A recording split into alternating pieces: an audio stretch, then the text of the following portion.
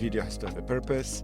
Each purpose is achieved through a certain framework that we usually base on psychology, understanding the psychology behind the outcome that we need, and basically build it backwards. Hello everyone, and welcome back to You in the World, proudly presented by Business Lighthouse. My name is Andrew. Thank you so much to everyone who's joined us on the journey so far. We have a very special guest today. I have Arek Rainczuk from Fifth Castle Media with me. I'm going to read a quick bio about Arek.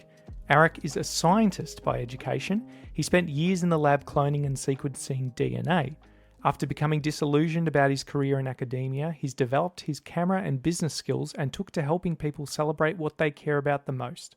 His portraiture business then organically grew to include photography for businesses, where he helped entrepreneurs with personal branding and trust building.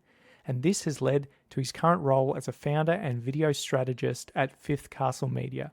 Arek believes that video has the power to radically transform organizations, improve how we communicate, and bring us closer. This has a ripple effect that reaches beyond our screens and into the world. Arek Rainczuk, welcome to You in the World. How are you doing today, my friend? I'm very well, Andrew. How are you? Pretty good. Now, you and your team have just come off doing some filming for my team at Business Lighthouse. How do you reckon we did? I'm very happy. We most of the time work with people who are not professional, and as soon as they have a big camera in their face and lights and the microphones involved, people are usually freaking out a little bit. But I would say one of the skills I had to develop along the years as a photographer was to kind of connect through people, even with the camera between us. But I reckon we'll be able to pull out some really nice stuff from there. Good. So you feel like you got our good side? I got many good sides. You guys have many good sides.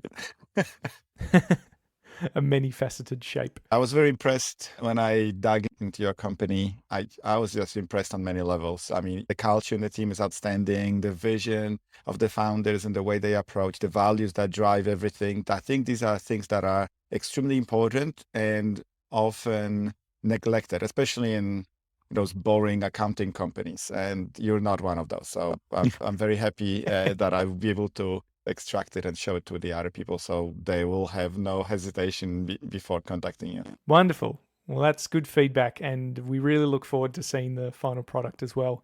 Let's get into what you do in the world, Arek. I really love that last line of your bio where you said you have a ripple effect that reaches beyond our screens and into the world. Tell us about being a video strategist. Yeah, so video strategy basically revolves around thinking ahead of the production and really getting to know what we'll be doing, figuring out how to do it in a smart way, having that wide angle, zoomed out view on everything. This allows us to kind of, when we get to the production bit, just focus on just the details, not the overall thing. I think I got it from my years in the lab because I was a molecular biologist. So I was doing biochemistry, molecular biology, genetics, microbiology. So all those things that involve extremely tiny things that you cannot really physically count, measure, or anything like that. These are reactions in tiniest of droplets with tiniest of margins of error, and you usually don't see the results for weeks or months at a time. You would have to spend that extra time just before the whole experiment begin, where you have to think it through, research the background, kind of know exactly everything around it, what's been done, what sort of methods to use. Based on how well you plan that, then you basically take your notes into the lab and you just transfer little droplets from one tube to another, running a reaction here, extracting bits in here, and then you measure the difference. And that's exactly what you calculated, 6 months before on the computer before you even went into the lab. And I think that's what I'm doing now as a video strategist. I'm doing basically the whole video strategy ahead of time, planning all out. Because then when we actually bring the camera, we've got everything we needed and we know how to do it in the most efficient way. So we don't have to film again or ask similar questions ever again. Because, if you do it right, the filming bit is the smallest bit. It all kind of falls into place by the end of it. I really love how you drew those parallels between the scientific method and the work that you do now. Arek, I want you to imagine that your business journey is a superhero movie, okay? We want to know the origin story of your powers, your business powers. You mentioned being in a different industry entirely and becoming disillusioned there. Tell us a little bit about the origin story and even the name Fifth Castle Media.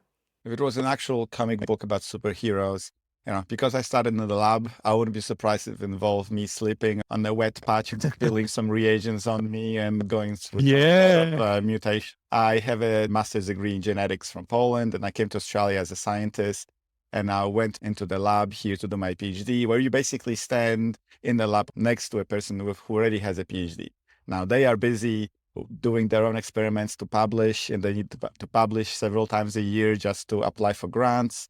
And with a tiny margin of success rates with them, they usually don't last long in that field, and then they have to do something else. And the moment I realized that what the career in science looks like, where most of the funding is awarded based on your past performance, and it's very cutthroat, very stressful, very unpredictable. And that's where I kind of started looking into other ways to utilize my talents. And my talents were, one is the strategic thinking, because that's coming out all over the place. And this thirst or hunger for knowledge. I always want to learn. You will rarely see me without a book playing in my ear, or a podcast, or some interview, or reading. I'm always plugged into knowledge. And I think combining those two things allowed me to look beyond just a lab. And I used to have the hobby where I just took a camera and started photographing nature and whatever I could lay my hands on, because that's a nice, very technical way to escape the stresses of the lab. And when I decided to move on from science, that was the first thing that popped in my head. I got good coaches who were in that industry. They helped me set up everything from the scratch. After training, basically, I was able to charge 100 times more than my first jobs, put it this way, make it a bit more sustainable. But it's all based on the value that you give out. So if you respect and you understand your value you give out, you can then charge for accordingly without blushing, because that's usually very difficult for some people. And especially if they are in a creative field, when they don't have many overheads, when they feel like they love doing what they do anyway, and it's hard for them to justify what they're charging. If someone asks you how much you charge and you start blushing and stuttering and say it without the conviction, no one's going to be comfortable with that. For the first 9 or 10 years, when I was a portrait photographer, doing mostly portraits for artwork, for people's walls, be that, children, couples, or families, and it was all about the experience for them and making sure that they remember the experience through the portraits on the wall. And it wasn't about the looks, it wasn't about what they were wearing, it was more about the relationships, it was more about the personalities, and creating something that will gain value with time. Yeah, I like it. And hey, Peter Parker was a photographer before he got bitten by the radioactive spider, so maybe that's the closest parallel. I'm not into comic books, but there's one superhero that stands out from all the other ones. Is a superhero that his disguise is being normal. That's Superman. That's my extent of my knowledge when it comes to the superhero universe. That's good. And what about the name Fifth Castle Media? How did you find that? It took me many months to come up with a business name, and everything starts with that, because that has to accomplish a lot of things going forward. The whole branding, the logo, everything is designed around that. And I also wanted to niche down. And I figured out a way how to, at the same time, niche down and make it future-proof by creating a business name that has many different variants to it. So Five Castles Portraits is the overall registered business name. But within that, there's actual 5 castles. And each castle represents slightly different niche. I went with castles because I can claim I'm European, so I've got castles, I've touched castles, unlike many people here in Australia. And they represent a stronghold, somewhere where you can preserve things for many, many generations, something that represents strength and stands the test of time, something that also has this luxurious aspect to it. And when I was doing the portraits, I had a separate castle for families, which was a sand castle portraits that invoked that playfulness, also that transit nature of children. I had a castle specialized for pets. So the logo had that wooden kind of doghouse look to it. I had a silver castle for couples that was more about that luxury and that bond. And back then, which was quite unique, I had a specific castle just for gay couples. Wow. It was called Dorothy's Castle, and mostly was done for Google and was very inclusive, very inviting.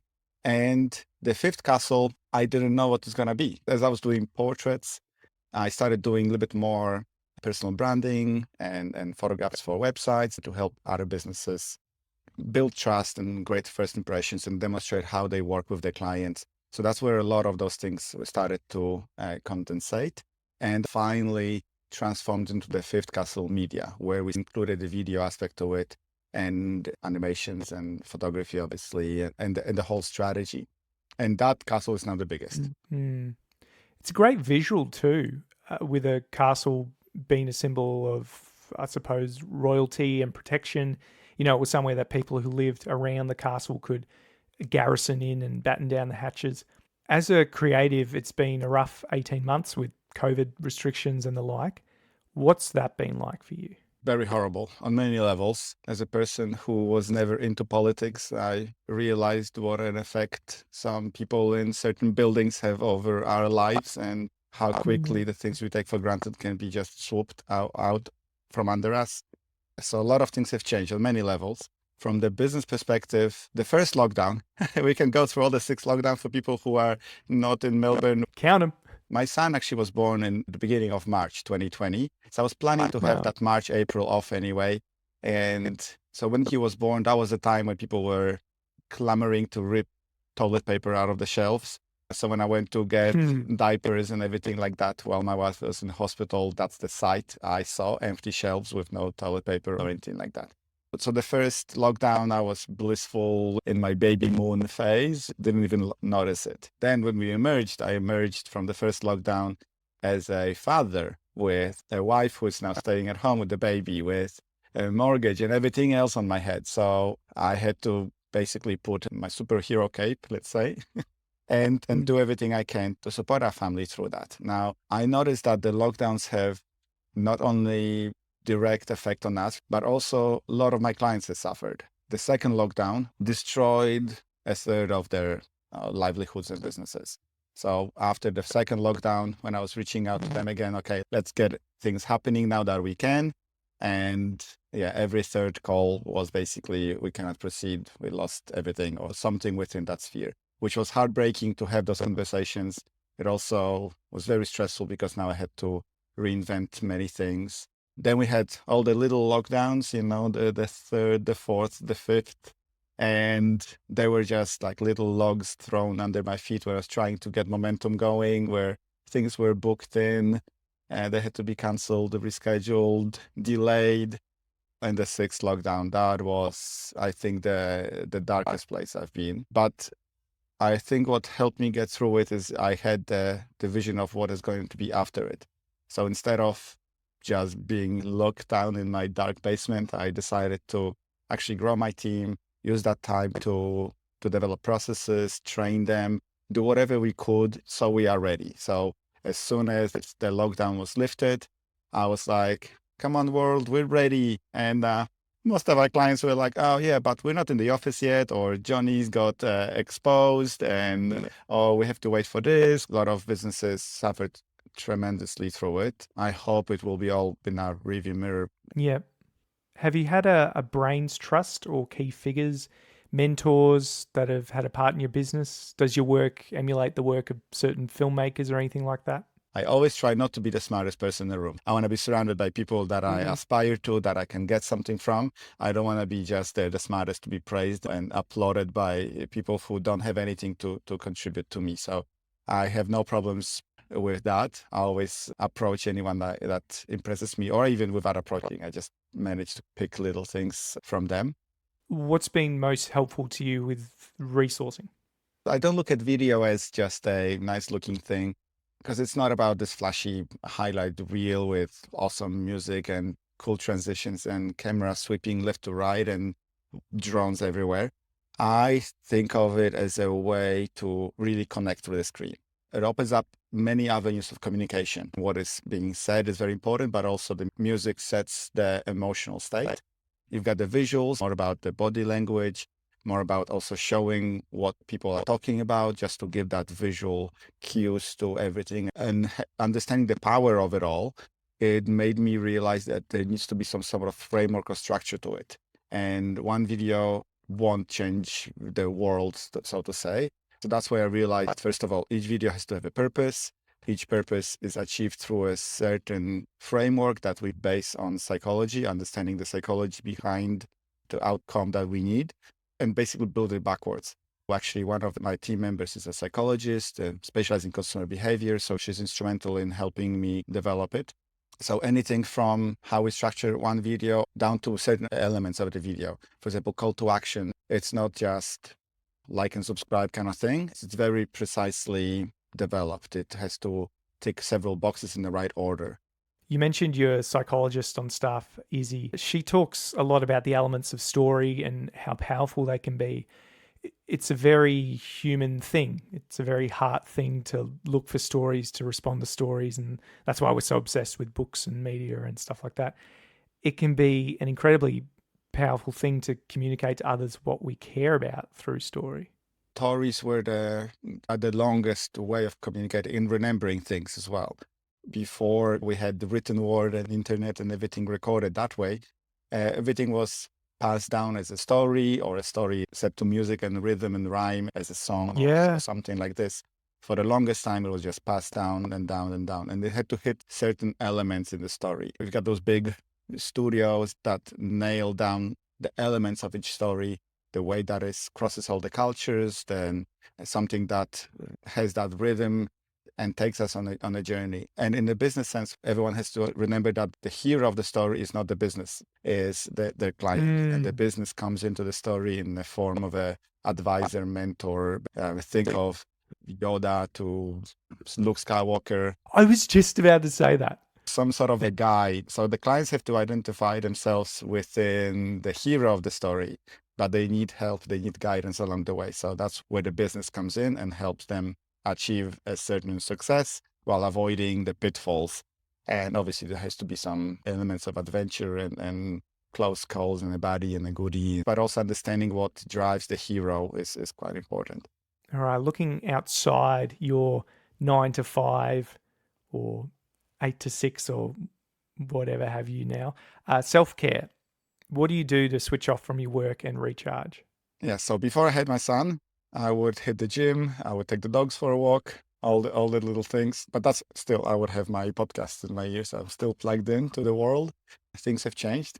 I value the time I spend with my son tremendously, and his world is so amazing. I feel so privileged to be able to be part of that and see him grow and develop. Our day is basically divided into his pre-nap and after nap. So if it's a weekend, we only do things until noon. And then when he wakes up after 2, he has to have some activities then, whether it's just quiet time at home or we go somewhere. And when I'm with him, I cannot really think about work much. It's a good change because until I had him, I was plugged in 20 hours a day. Sounds like it's really changed your life and your perspective. Yeah, and I live in an amazing place as well. We live in the east of Melbourne in Belgrave, in the hills around Mount Dandenong, basically. So we have quiet peace, lots of space, lots of trees, slightly different climate. The culture here, the neighbors are different than you would expect in normal suburbia. And it's a nice place to just look out the window and then you see nothing but green trees. It's nice. Yeah, I love Belgrave. Looking to the future now, what are some current and future projects that are getting you excited with Fifth Castle Media? We've got a few really cool and exciting clients. One of them, we actually just finished creating the first part of a multi-part documentary, and that was a completely different experience to what we've done before. It's called Making of Street Ball, which is all about the process of creating an animated show, which is based on real life characters. There's this underground soccer league developing in Australia. with Slavi from SSC being a star of it, and they play in those, middle of the night in the rain on concrete, on abandoned car parks, rooftops, weird places, no rules, no referees, bloody knees and stuff like that, and just communicating on secret apps. And there's this whole mystique that is involved, and that was quickly identified and captured in this basis of this animated show that is being developed here in Melbourne. And just getting to document how it all comes around, how they discover each other, how it slowly evolves from sketches to whole backstories and everything else.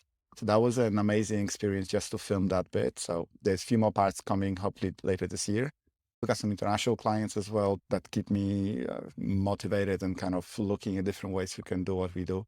We can film remotely these days. I was directing shoots, being a head in a laptop, put somewhere on the shoot, and I was telling the local crew what to do. And so that was fun as well. Sounds like it. Well, the street ball project sounds super interesting. I didn't know there was an underground group just below our noses. It's very visually fun, I would say that, even though I'm not a sporty person, but guys on my team are. As we wrap up our interview today, where can people find out more about you and Fifth Castle Media? I know you've got a presence pretty much everywhere on socials, don't you? You have to these days. Primarily, LinkedIn is a great place to connect with me. I'm always happy to expand my connections. I try to post quite regularly, show some stuff that we're working on, some behind the scenes as well. Obviously, our website, fifthcastle.media, has all the information you would need to if you wanted to become a client, but I'm happy to connect on LinkedIn. And you can also find us on Facebook if anyone is still on the dusty old Facebook, Instagram as well. It's just automatic reposts there, but I'm active on LinkedIn. Wonderful. And we'll have links for all those things in the episode description. Arek Rainczuk, thank you so much for joining us today. It's been a great chat. And like I said, I'm really looking forward to seeing the finished product of what you've done with us at Business Lighthouse, getting us in the right light, literally, as you're filming us and helping us communicate our story and really put our best foot forward. So thank you again. And it was a pleasure with you guys. As I said, I was impressed on so many levels with your company. Thanks so much to everyone for listening today. Please follow us, rate and or review us on the platform of your choice. Tell a friend, and we will see you next time on You in the World. Business Lighthouse are a group of passionate accounting professionals lighting the way to your financial future, working with small and medium businesses in retail and inventory, childcare, education, construction, and not-for-profit sectors. They strive to bring you peace of mind through understanding your cash flow, managing business risk, and helping you grow sustainably. Let Business Lighthouse calm the stormy seas of your business. Visit www.businesslighthouse.com.au to book a free consult today.